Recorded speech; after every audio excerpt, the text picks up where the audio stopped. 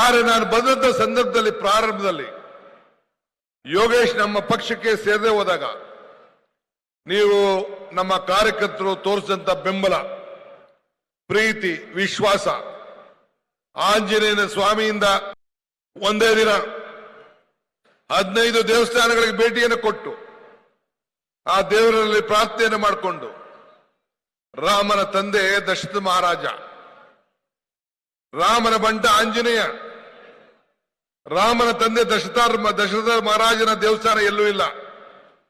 ಆದರೆ ರಾಮನ ಬಂಟ ಆಂಜನೇಯ ದೇವಸ್ಥಾನ ಬೆಂಗಳೂರಿಂದ ಚನ್ನಪಟ್ಟು ಬರೋವರೆಗೂ ಒಂದು 15-20 ಕಡೆ ಇದೆ. ಆಂಜನೇಯನ ಯಾಕೆ ಜನ ಗುರುತಿಸ್ತಾ ಇದ್ದಾರೆ ಅಂದರೆ ಆಂಜನೇಯ ಒಬ್ಬ ಪ್ರಾಮಾಣಿಕವಾದಂತ ಒಬ್ಬ ಸೇವಕನಿಗೆ ಒಬ್ಬ ಪ್ರತಿರೂಪ ಆಂಜನೇಯ. ಅದಕ್ಕೆ ಸಮಾಜ ಅವನ್ನ ಗುರುತಿಸ್ತದೆ. ಹಂಗೆ ನಾವು ಸಮಾಜದಲ್ಲಿ ನೀವೆಲ್ಲ ಕೂಡ ಸೇವೆ ಮಾಡೋರಿಗೆ ನೀವು ಗೌರವನ ಕೊಡ್ತೀರಿ ಅನ್ನೋ ದೃಷ್ಟಿಯಿಂದ ನಮ್ಗೆಲ್ಲ ಸಹಕಾರ ಕೊಟ್ಟಿದ್ದೀರಿ. ಅರ್ಜಿಗಳು 300 ಎಕರೆಗಳನ್ನ ಗುರುತಿಸಿದ್ದೇವೆ. ಬಡವರಿಗೆ ಸೈಟ್ ಕೊಡಬೇಕು ಅಂತೇಳಿ ಈಗಾಗಲೇ ಸೈಟ್ ಯೋಜನೆ ಕೆಲಸ ನಡೀತಾ ಇದೆ. ಜಮೀರ್ ಅವರು 5,000 ಮನೆಗಳನ್ನು ಕೊಟ್ಟಿದ್ದಾರೆ. ಅವೆಲ್ಲ ಮನೆಗಳನ್ನು ಕೂಡ ಹಂಚಂತ ಕೆಲಸವನ್ನ ನಾವು ಮಾಡ್ತೇವೆ.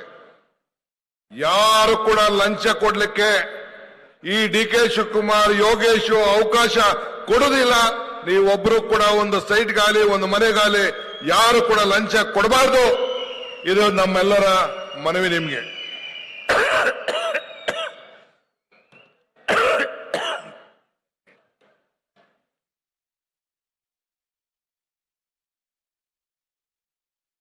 ಚುನಾವಣಾ ಸಂದರ್ಭದಲ್ಲಿ ಸಮೀಕ್ಷೆಗಳು ಬರ್ತಾ ಇತ್ತು.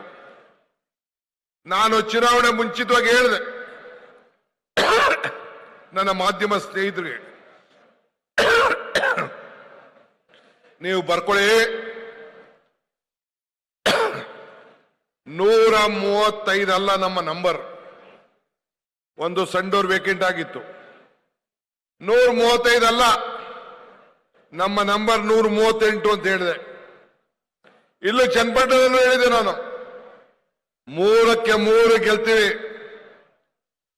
ಮುಖ್ಯಮಂತ್ರಿಗಳ ಸುಪುತ್ರ ಬೊಮ್ಮಾಯಿ, ಮಾಜಿ ಮುಖ್ಯಮಂತ್ರಿಗಳ ಸುಪುತ್ರ, ಆ ಸೀಟು ಗೆಲ್ತೀವಿ. ಕುಮಾರಸ್ವಾಮಿಯ ಸುಪುತ್ರ ನಿಖಿಲ್, ಈ ಸೀಟು ಗೆಲ್ತೀವಿ ಅಂತ ನಾನು ಹೇಳಿದೆ.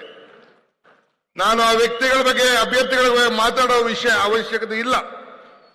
ಆದರೆ ನಿಮ್ಮ ತೀರ್ಪು ಬಹಳ ಮಹತ್ವದ್ದು. ಎಲ್ಲ ಮಾಧ್ಯಮಗಳ ಸಮೀಕ್ಷೆಗಳು ಕೂಡ ತಳಕಳಕ ಆಯ್ತು. ನನಗೆ ವಿಶ್ವಾಸ ಇತ್ತು ನಮ್ಮ ಚನ್ನಪಟ್ಟಣದ ಮತದಾರರ ಮೇಲೆ. ನನಗೂ ಚನ್ನಪಟ್ಟಣದ ಮೇಲೆ ಬಹಳ ಆಸೆ ಇತ್ತು ನಿಂತ್ಕೋಬೇಕು ಅಂತ. ಪಕ್ಷ ನಿರ್ಬಂಧನೆ ಆಗ್ತು. ಸುರೇಶ್ ಇರಬೇಕು ಅಂತೇಳಿ ನಮ್ಮ ಪಕ್ಷದವರು ಮತ್ತು ಕಾರ್ಯಕರ್ತರು ಹೇಳಿದ್ರು. ನನಗೆ ಪಕ್ಷ ಮುಖ್ಯ, ನನ್ನ ಕುಟುಂಬ ಮುಖ್ಯ ಅಂತ ತೀರ್ಮಾನ ಮಾಡಿದ್ರು. ರಘುರವ್ರಿಗೆ ಬೇಕಾದಷ್ಟು ತಯಾರು ಮಾಡಬೇಕು ಅನ್ನೋದು ಬೇಕಾದಷ್ಟು ಒತ್ತಡ ಇತ್ತು.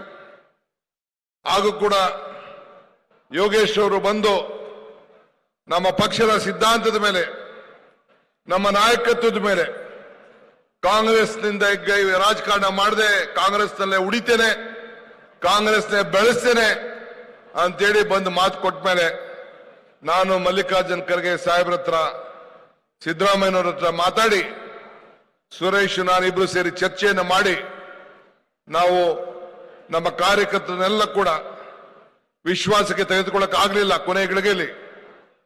ಆದರೂ ನಾನು ನಮ್ಮೆಲ್ಲ ಕಾರ್ಯಕರ್ತರಿಗೆ ನಾನು ಹೇಳ್ತೇನೆ, ನೀವು ಯಾರು ಚಿಂತೆ ಮಾಡೋದು ಬೇಡ.